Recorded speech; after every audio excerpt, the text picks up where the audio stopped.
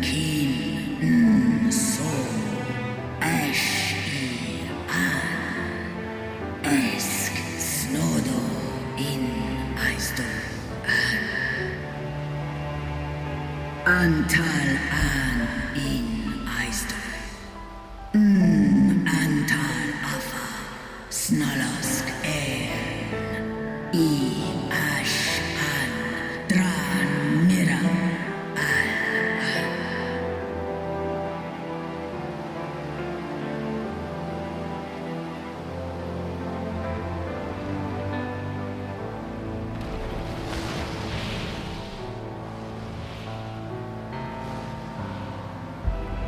Noble warriors, the dragons chose their friends well.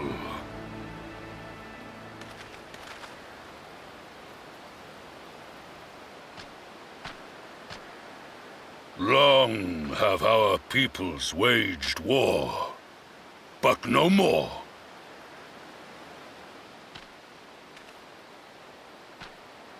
Your fallen lie beside our own. By our words and deeds shall we honor their sacrifice.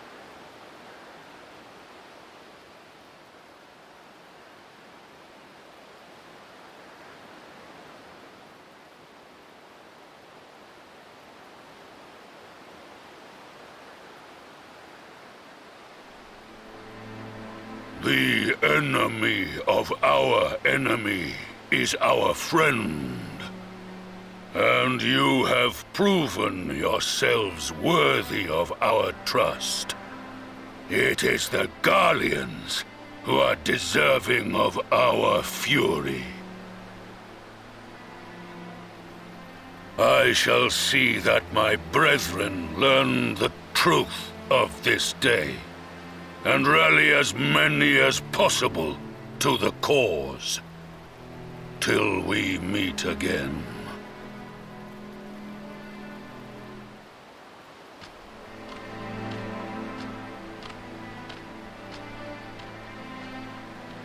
And thus did we make allies of the Amalja.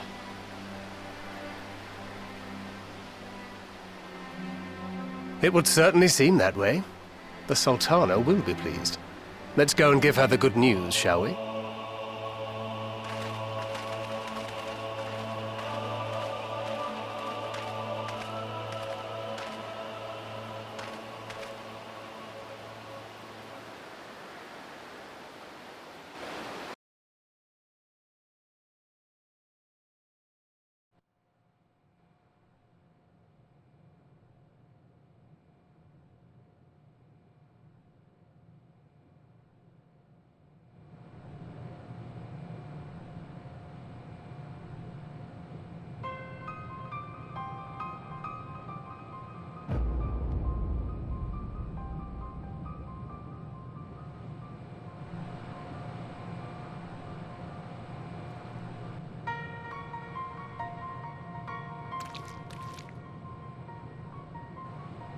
What in Relga's name happened here?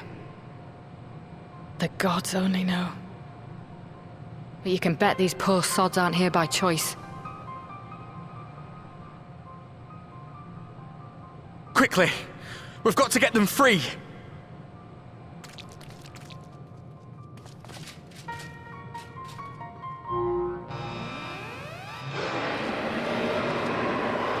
Get back!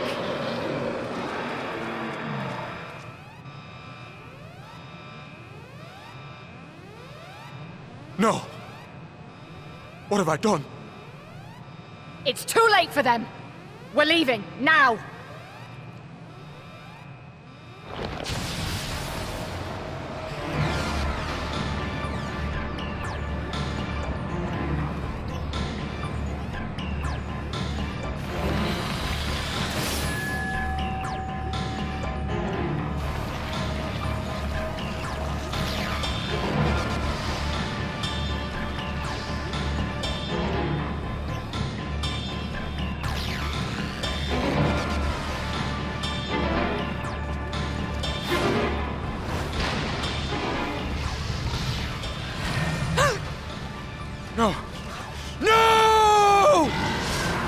you dare! We came together and we're leaving together!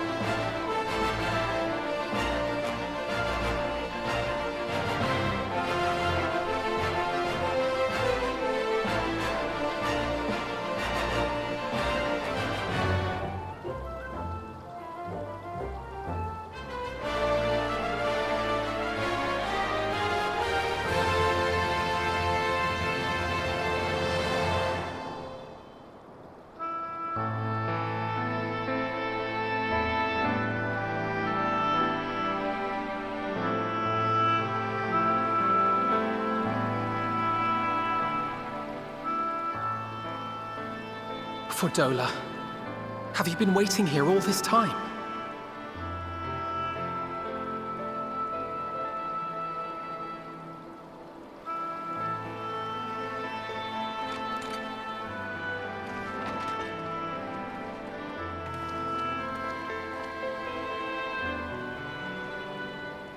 We have done what we can.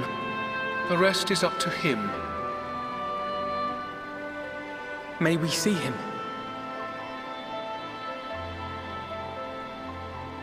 I do not think that wise. You must let him sleep.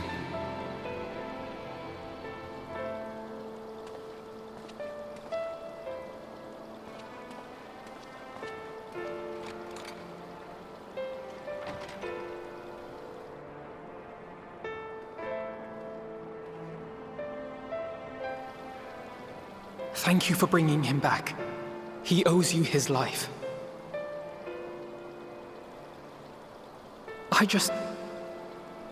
I just wish I had been there. Perhaps, I don't know, perhaps I could have... Could have what? Got tempered? Don't flatter yourself. You can't save everyone. No one can. Not even the warrior of bloody light. People die all the time, for no good reason. And those who take up the sword die quicker than most. If you're going to shed a tear every time a soldier falls on the battlefield, you'd best stay away. It's no place for the weak of heart. It may be that victory cannot be won without cost. But all life is precious, and I refuse to shrug at its loss.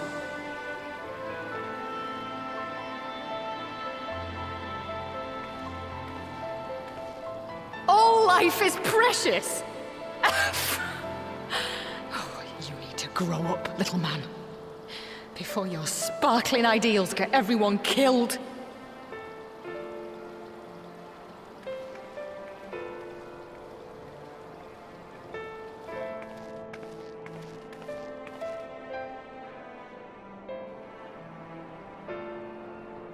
You're right. He is idealistic. But the world has more than its fair share of realists, like you and me. It's people like him who dare to dream that things could be better, and make it happen against all the odds. They are the ones whose names live on forever. The heroes. The battlefield's littered with would-be heroes. At this rate, you'll lot'll be next. And what'll become of your precious dreams then? They'll be gone. Like dust on the wind.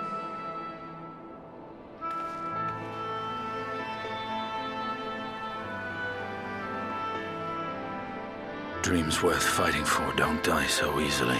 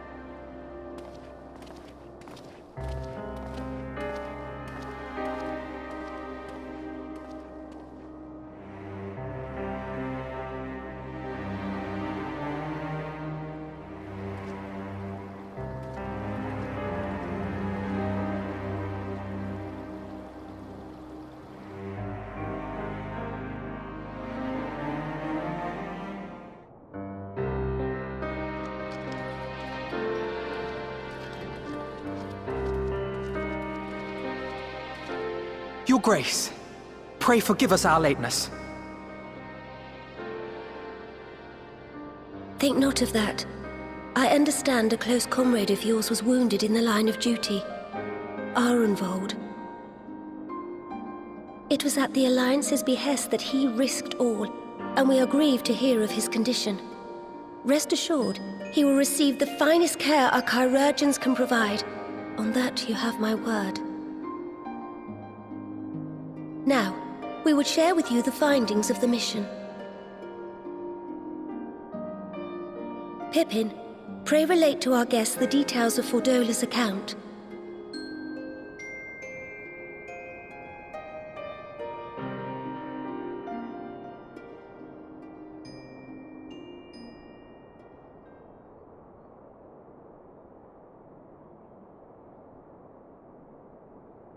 First Bahamut, now Ifrit. Or Lunar Ifrit, as Fan Daniel would doubtless have it. 'Tis now all but certain that the towers were conceived to facilitate the summoning of primals by those imprisoned within. Less certain is the means by which the Telophoroi constrain the wills of said entities to enact their designs in defiance of the pleas of their victims. Mayhap they do not. If mere proximity to the towers is enough to make loyal servants of the Empire's mortal enemies, it stands to reason that the same is true for those held captive. They invoke their gods for the good of Garlemald, and in their disturbed state of mind, summon a primal whose form reflects their own alteration.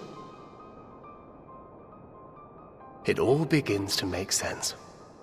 Upon closer inspection, I realized that the towers bear a striking resemblance to a much larger structure which Urianger and I observed from afar during our visit to the Imperial capital.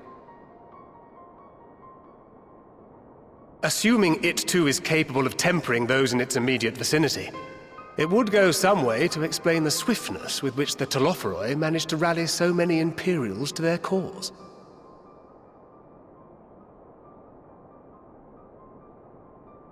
While the situation in Garlemald is indeed troubling, I fear we have more immediate concerns. Ifrit was not the only primal summoned.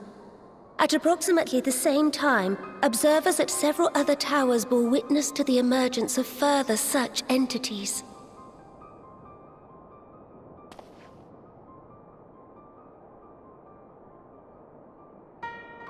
For a blessing, none appear to wield aught approaching the destructive power of Bahamut, and the Grand Companies are moving to deal with the threat even as we speak.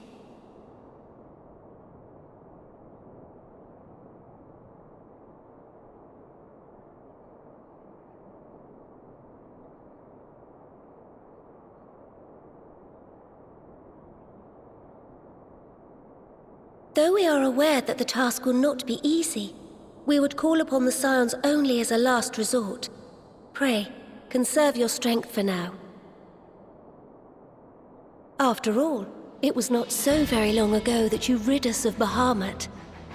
On which note, I am pleased to report that our talks with the Amalja have reached an agreeable conclusion.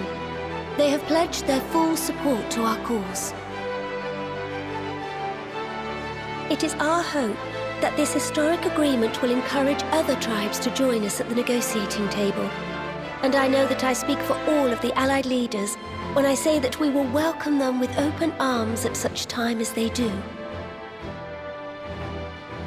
Of course, this was only made possible by the feats of heroism performed at Paglfan. Moreover, we shall not allow the sacrifices of those fallen in battle to have been made in vain. As hope leads to victory, shall victory lead to a new dawn for Eorzea. May these words ever be our guide, Your Grace.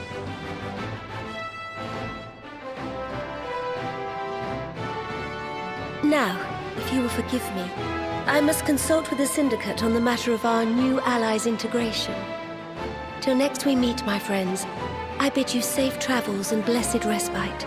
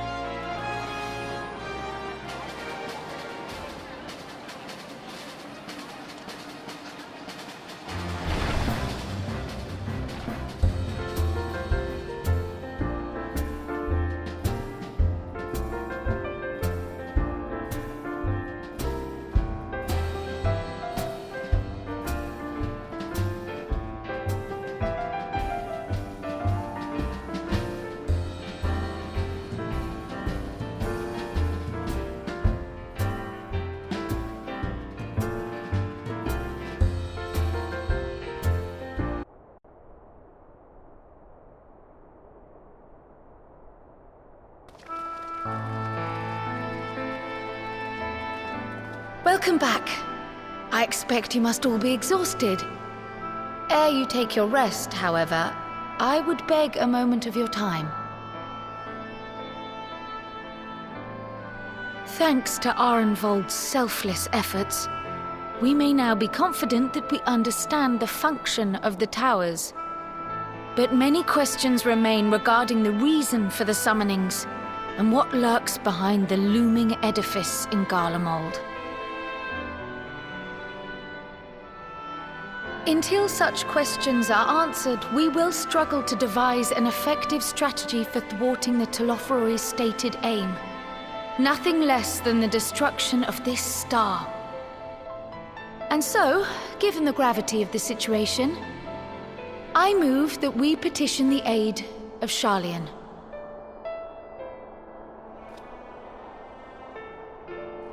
'Tis possible the ancient knowledge preserved within our archives may hide a clue to our enemy's methods. But given Sharlayan's established policy of non-intervention, our former colleagues are not like to aid us in its discovery.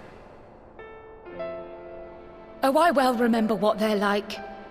The Forum's barefaced refusal to assist you in the days prior to the calamity must rank as Sharlayan's most shameful act since the Exodus. But were the final days to be reenacted, it would spell doom for us all. Surely even they cannot turn a blind eye to that.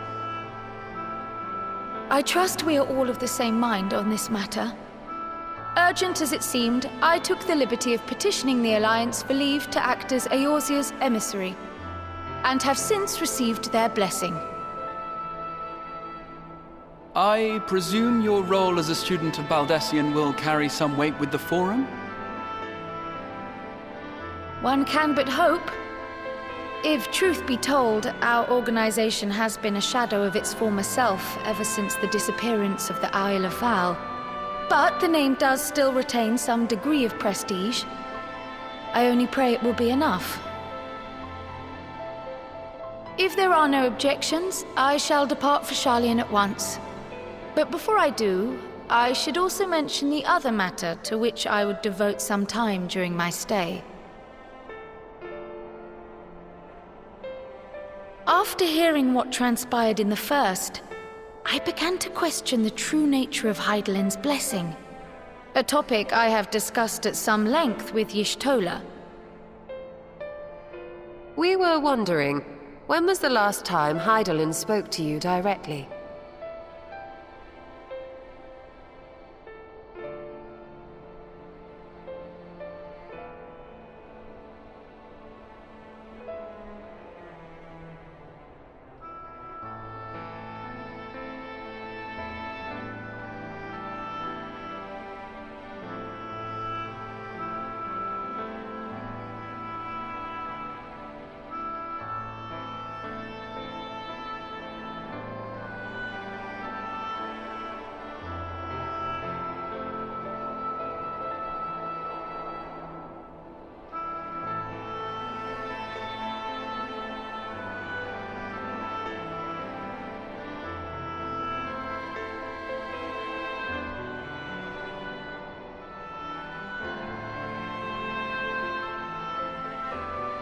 Is the question truly so vexing? Perhaps you fear I will chastise you for giving the wrong answer. Or was it so long ago that you simply can't remember?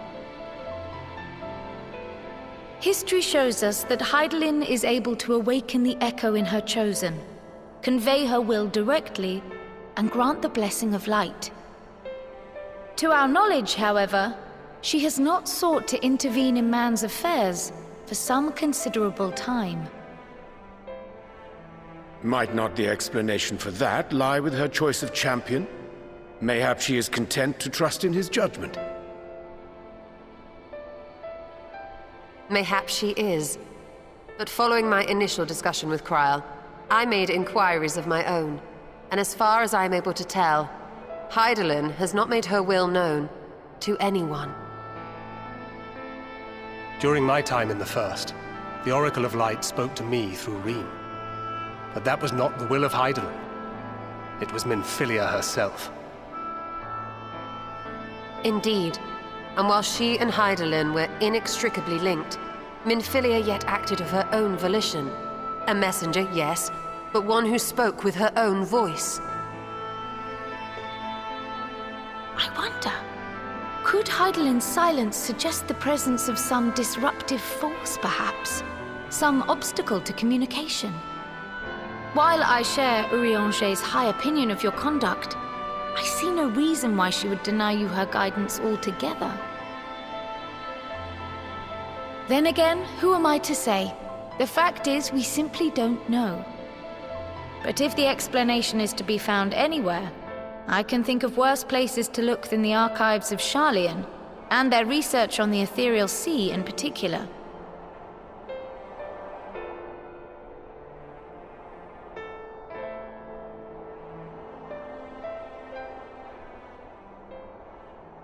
Resolved though I am to go, believe me when I say that I take no pleasure in the thought of leaving you a member short. Now, of all times.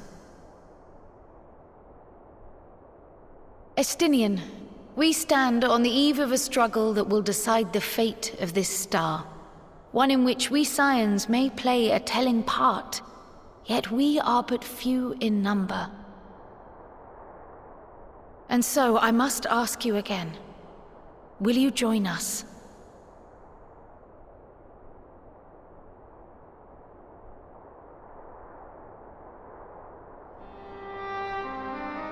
You see the world the way you want it to be.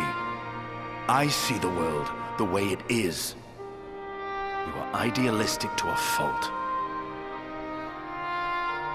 But I know you would never turn your back on those in need. Never close your eyes to their suffering. And somehow, your deeds lend truth to your words, giving the lie to my doubts in so doing. I have seen others draw strength from your belief. In Ishgard, in Alamigo. You inspired them to stand up and fight. To win, no less. And even when you lost those you held dear, you carried their spirit with you and made their memory your guiding light. The burden of so many hopes and dreams would be too heavy for most to bear.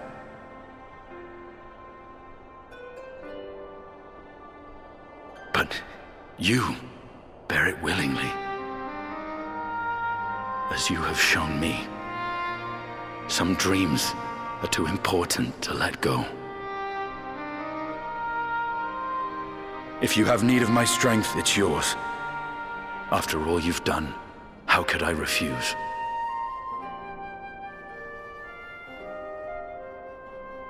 Thank you, Estinian. Whatever challenges await us, I shall not falter. You have my word.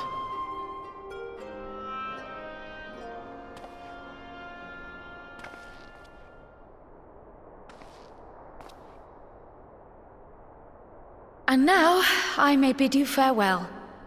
Safe in the knowledge that all is as it should be. In this little corner of the world, at least.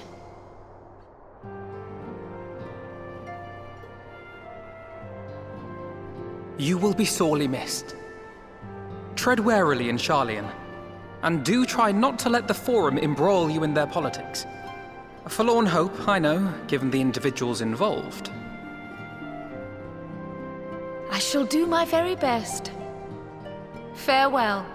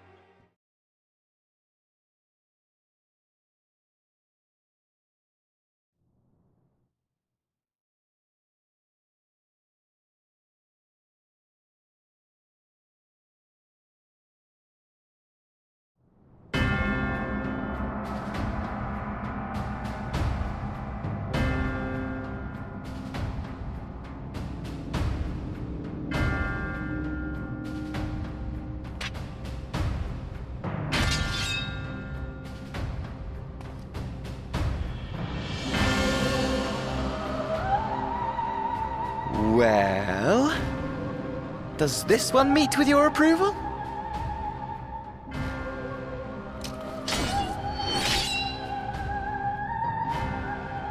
Apparently not. Or could it be that you're still upset about the dragons? You are unwise to remind me of so costly a failure.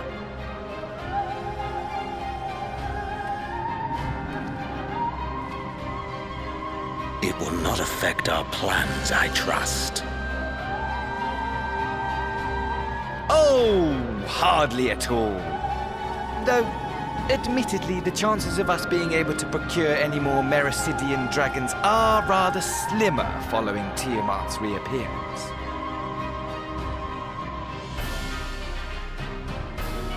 Oh, but the seeds have been sown, my lord. We have only to wait for them to quicken.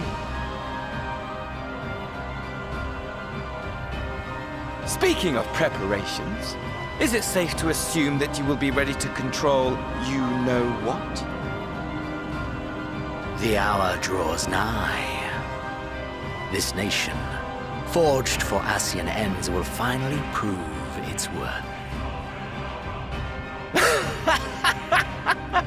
A mighty empire, now no more than an instrument of this star's destruction. What a pleasure it will be to put it to use. Which brings me back to our earlier topic.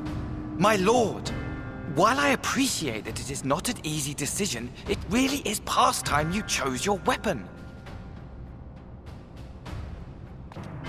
There is one that I have been meaning to test.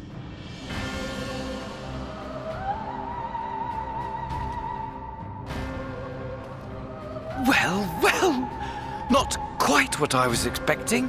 Though I will say, it does seem rather apt.